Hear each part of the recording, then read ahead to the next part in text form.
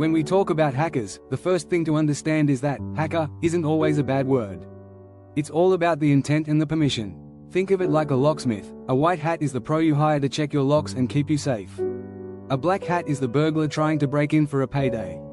And the grey hat? They're the ones who might pick your lock just to show you they can, then leave a note on your counter. They aren't trying to rob you, but they didn't ask to come inside either. Beyond individuals, we have organized groups. Hacktivists are the digital protesters of our age, using code to make a political point. On the much more dangerous end, we have state-sponsored hackers. These are cyber armies, with massive budgets used for national espionage. And finally, there are the script kiddies. Don't let the name fool you. While they lack deep coding skills, they use powerful tools created by others to cause real damage, often just for clout or boredom. So, how do they actually get in? They use a toolkit, a digital weapons. Malware is the umbrella term for the software they sneak onto your device, like ransomware which locks your files for money.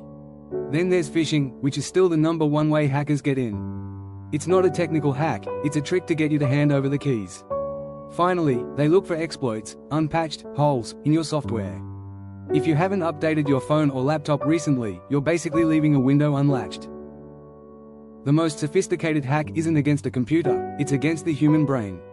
This is social engineering. Why spend weeks trying to crack a 20-character password when you can just call someone, pretend to be IT support, and ask them for it? Hackers use fear, like saying, your account will be deleted in 1 hour, to make you stop thinking clearly.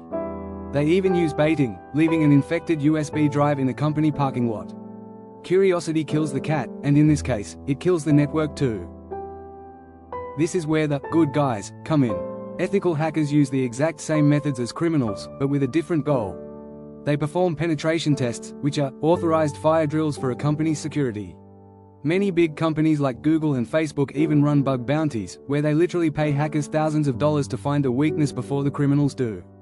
It's a massive, legal industry that keeps the modern internet running. Let's get a bit more technical.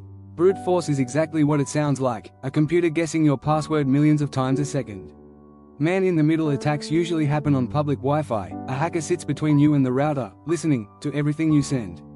And SQL injection targets websites directly, tricking a site's database into revealing private info like credit card numbers. These aren't just theories, these happen thousands of times every single day. What's the motive? 90% of the time, it's money. Data is the new gold, and it sells for a high price on the dark web.